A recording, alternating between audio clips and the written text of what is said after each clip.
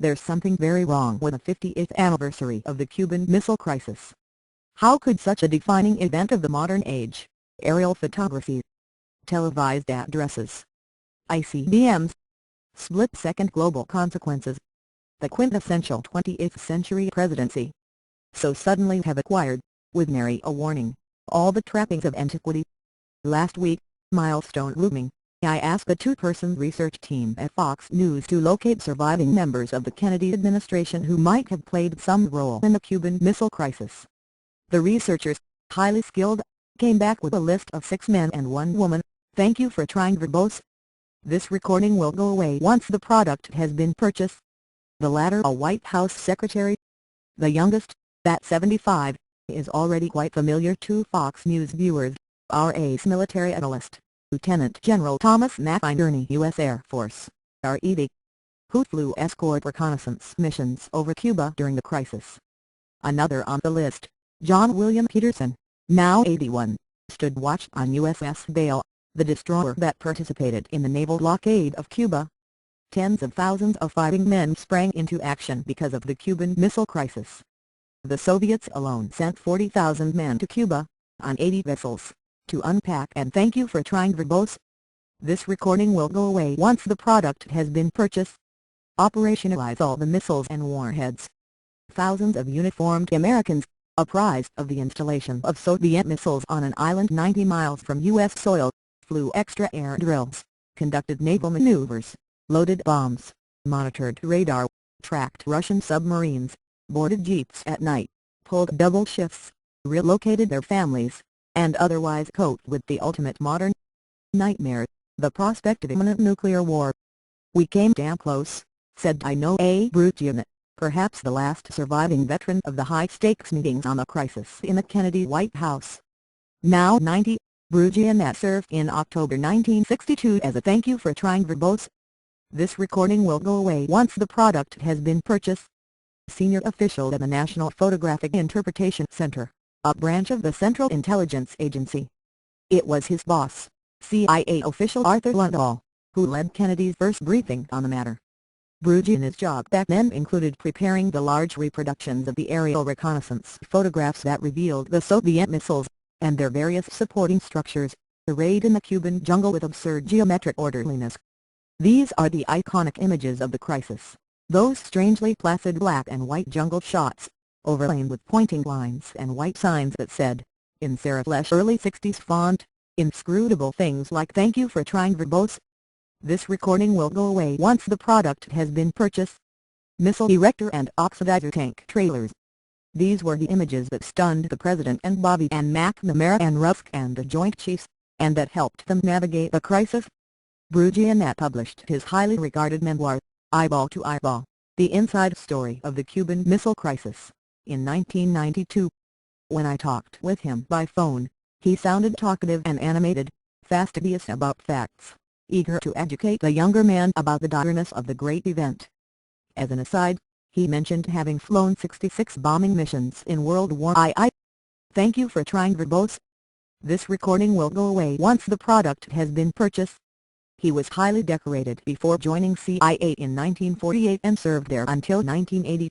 The 50th anniversary found Brugian busier than ever, leading a slide presentation of nearly 100 images at the Smithsonian, sitting for interviews with cable channels, lecturing.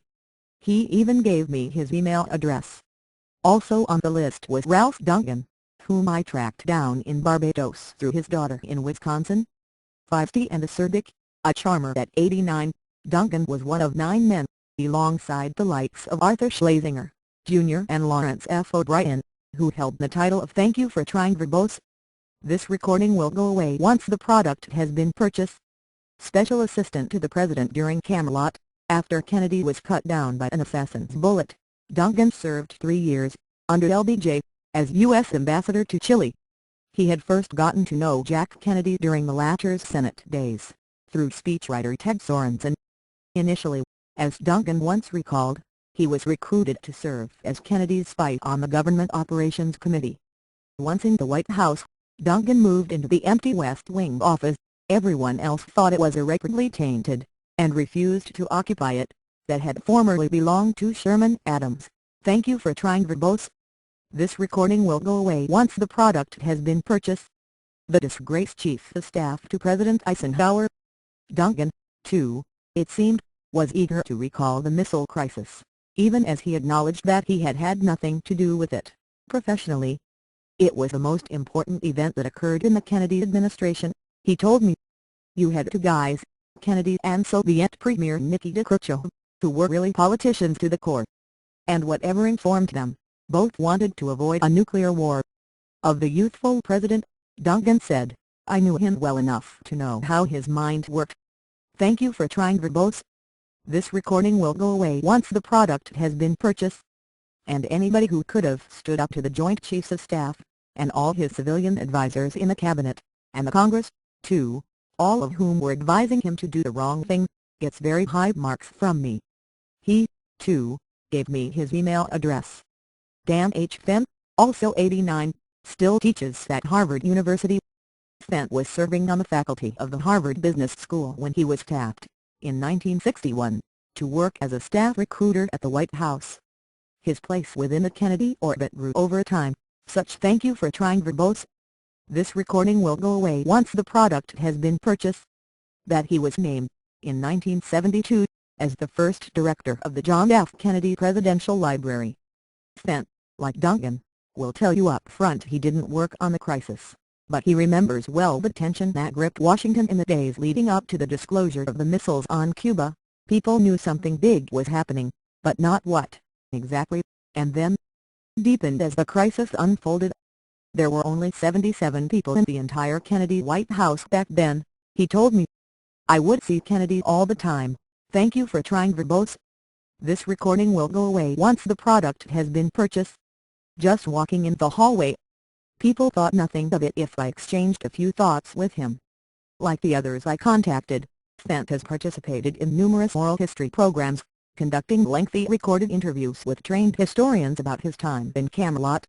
He's got one more ahead of him, when Dan Fenn joins me live, from the Harvard University campus, in the Foxhole, my online show that airs Friday at 4 p.m. at live.foxnews.com. And on set with me, live in our Washington bureau, will be David G. Coleman, The Cold War. Thank you for trying verbose.